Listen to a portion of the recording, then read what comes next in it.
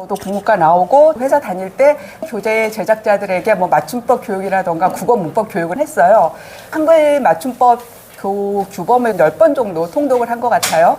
공부를 하기는 했는데 그때 저도 문자로만 적힌 규범을 가지고 설명을 했어요. 여러분들도 학창 시절에 국어를 배울 때 소리에 대해서는 생각 안 하고 문자로 기록된 것만 가지고 공부를 하셨을 거예요. 저도 그렇게 공부를 했고 제가 가르칠 때도 그렇게 가르쳤어요.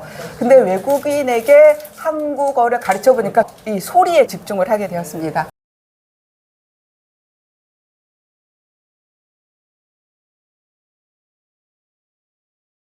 앞으로 맞춤법이라던가 국어 관련된 거를 생각을 할 때 이 소리와 문자, 발음과 표기의 관계에 좀 집중해 주시기 바랍니다. 한글이 배우기는 쉽지만 한글을 맞춤법에 맞게 바르게 쓰기는 어렵죠.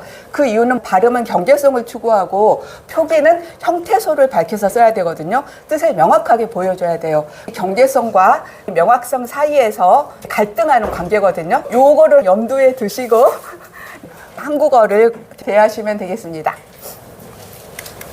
꼬맹이를 가르칠 때도 외국인 가르칠 때도 이 순서로 가르칩니다. 흔히 알고 있는 가나다라 또는 아야어여 이 순서 다르다는 것을 아실 거예요. 수백 명의 외국인과 꼬맹이들 직접 가르치면서 터득한 절차거든요. 요대로 가르치면 외국인 빠른 친구는 1시간, 대부분의 친구는 2시간이면 한글의 받침 7개까지는 배울 수 있습니다. 꼬맹이들도 2시간 집중을 못하니까 뭐 20-30분씩 나눠서 하면 한 달 정도면 한글 배우는데 크게 문제가 없습니다. 대부분의 학습지를 보면 짧아야 6개월, 길면 1년, 뭐 1년 반 이 코스를 잡고 있고 초등학교에서도 긴 시간을 한글 교육을 투자하고 있거든요.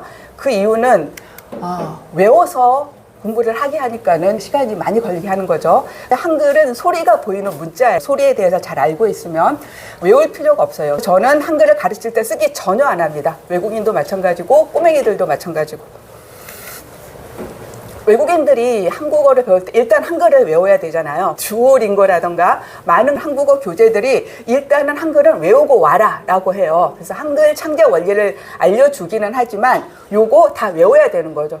40개의 자모 음가를 외우는 게 쉽지 않습니다. 히라가나 가타카나 외우기 싫어서 일본어 안 배우는 사람이 있는 것처럼 요 한글 배우는 데서 좌절하는 외국인도 적지 않습니다. 저는 이렇게 가르쳐요. 모음과 자음을 나누어서 가르치는데 모음이 21자, 자음이 19자인데 모음 6개, 자음 5개. 요게 핵심 모음과 자음이거든요. 요것만 알면 나머지는 쉽게 배울 수가 있어요. 그리고 요것도 쉽게 배울 수가 있습니다. 자, 본격적으로 한국어 소리와 의미와 한글이 어떤 관련이 있는지 말씀을 드릴게요. 모음 조화에 대해서 들어보셨을 거예요. 한국어는 양성모음과 음성모음이 있죠. 양성모음은 해가 떠서 올라가는 모양처럼 생겼어요. 아, 오. 음성모음은 해가 져서 땅으로 들어가는 모양처럼 생겼죠. 우. 아가 들어간 단어를 볼게요. 아버지, 아침, 바깥, 나가다, 박다, 막다, 가볍다. 모음 아가 있는데 뭔가 이렇게 밖으로 뻗어나가는 그런 의미와 관련이 있죠.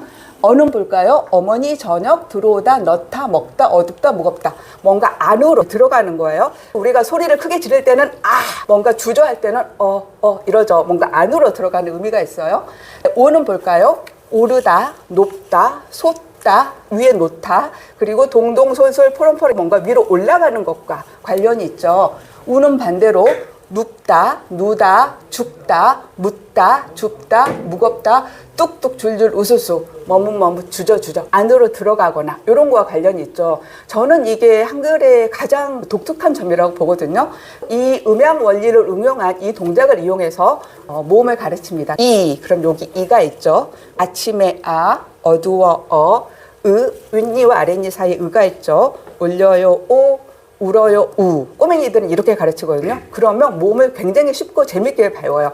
외국인도 마찬가지인데 외국인들은 아침에 어두워 이런 말이 좀 어렵잖아요. 아웃사이드가 여기다가 우산 그려놓고 엄브렐러 기쁠 때는 오, 다운됐을 때는 우 이런 식으로 음향의 원리를 응용한 동작으로 모음을 가르칩니다. 한글 모음 모양에 음향이 원리가 들어있기 때문이죠.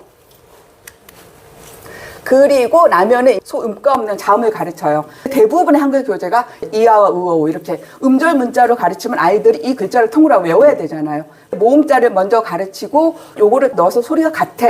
이거는 소리값이 없어. 이렇게 접근을 하는 거죠. 세종은 이 소리값이 없는 자음을 이렇게 만들었을까? 목구멍이죠, 이게. 이렇게 하면 어때요? 목구멍 모양이죠.